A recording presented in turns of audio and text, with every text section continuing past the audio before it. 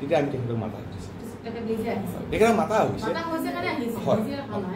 মাতিছোঁ আমি আহিছোঁ আপুনি যিটো কথা ৰাইট আমি অলৰেডি দ্বিতীয় এনফৰ্চমেণ্টৰ কথা পাতিছোঁ মই এইটো ক'ব খোজোঁ আপোনালোকক গুৱাহাটী ট্ৰেফিক পুলিচৰ হাতত তেওঁৰ কোনো চালান নাই কিন্তু যিখিনি আমি তেখেতৰ চালান পাইছোঁ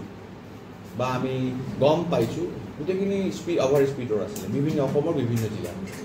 তাৰমানে সেইটো বস্তু এছাৰ্টাইন কৰা মই তাৰমানে চাইণ্টিফিকলি মই ক'ব নোৱাৰিম সেইটো কাৰণে মই কৈছোঁ আপোনাৰ FSLত দিয়া হ'ব তেওঁলোকে মোক এছাৰ্টাইন কৰি দিব পাৰিব CC কেমেৰা ফুটেজটো আমি অলৰেডি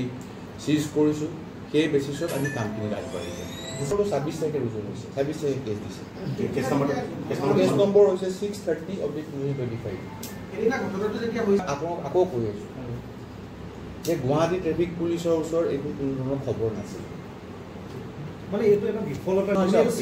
আপুনি এইটো স্বীকাৰ কৰি দিলে যে আমি আমাৰ বিফলতা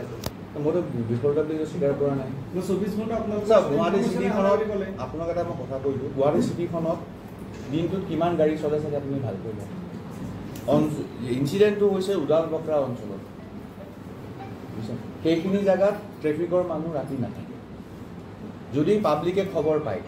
দিয়ে আৰু আজিকালি বহুত আহিছে লগ খবৰ জনায় খবৰ পোৱাৰ লগ আমাৰ প্ৰত্যেকখন থানাতে ট্ৰেফিক ব্ৰাঞ্চত এটা স্পেচিয়েল টীম থাকে ইমাৰ্জেঞ্চি টীম বুলি কওঁ তেওঁলোকে যেতিয়া এনেকুৱা ৰিপৰ্টৰ লগ জেগালৈ মাৰ্চ কৰে এইটো খবৰ পোৱা নাই আমি মই কৈছোঁ আমি খবৰ পোৱা নাই এইটো আপুনি বিফলতাই ধৰে নে সফলতাই তাত মই কোনো ধৰণৰ কমেণ্ট দিম চাওক মই কৈছোঁ মই আইন কৰ্মী ট্ৰেফিক পুলিচ ট্ৰেফিক পুলিচৰ কোনো ধৰণৰ ইনফৰ্মেশ্যন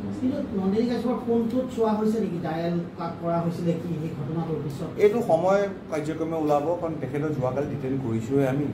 ডিটেইন কৰিছোঁ যোৱাকালি আমি তেখেতক এৰেষ্ট কৰিছোঁ গতিকে প্ৰচিডিউৰ চলিব কোৰ্টত প্ৰডিউচ কৰোঁ কোৰ্টে কি দিয়ে ৰাইট সেইটো পৰা চাই ল'ব লাগিব আমি যদি কিবা কাৰোবাৰ ইয়াত কাৰোবাৰ লেপছ আছে এনিৱান তেতিয়া নিশ্চয় আমাৰ ওপৰ পক্ষই নিশ্চয় কিবা একশ্যন ল'ব তেওঁলোকৰ কি কথা গাড়ীখন যেতিয়া MVI কৰি লৈ গ'ল থানাৰ পৰা যেতিয়া MVI কৰি লৈ গ'ল কেৱল IC গৰাকীয়ে জানে নে আপোনালোকেও জানে বিষয়টো কোনটো কথা MVI কৰি যেতিয়া গাড়ীখন লৈ গ'ল চাওক ইনচিডেণ্টটো হয় কি আপোনাৰ গুৱাহাটী মহানগৰত এনেকুৱা এক্সিডেণ্ট বা কলিজন যেতিয়া এটা ফেটেল এক্সিডেণ্ট হয় আমাৰ চবৰ নলেজত আহে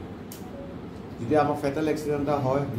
স্পটত যেতিয়া ডেথ হয় এভৰিবডি নিউজ আৰু আমাৰ নিয়মো আছে যেনেকৈ যদি ফেটেল এক্সিডেণ্ট হয় আমাৰ ছিনিয়ৰ অফিচাৰে জেগাটো ভিজিট কৰিব লাগে পিঅ' ভিজিট কৰিব লাগে এই ইনচিডেণ্টটো আছিল এটা এক্সিডেণ্ট কেছ ইনিচিয়েলি অৱস্থাত মানুহজন ইনজৰ্ড হৈছিল সেই বিষয়ে যেতিয়া তেখেতে কেছ দিছিল FIR দিছিলে তেতিয়া এই বিষয়ে আমাৰ ওচৰত কোনো নলেজ নাছিল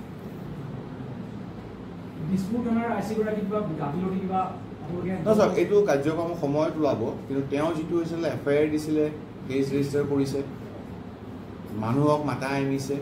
সোধ-পোছ কৰিছে তেখেতক যাব দিয়া হৈছে তেখেতক নটিচ ছাৰ্ভ কৰা হৈছে যে তেখেতে নটিচখন এইকাৰণে ছাৰ্ভ কৰা হয় যাতে তেখেতে পুলিচৰ লগত কোঅপাৰেট কৰে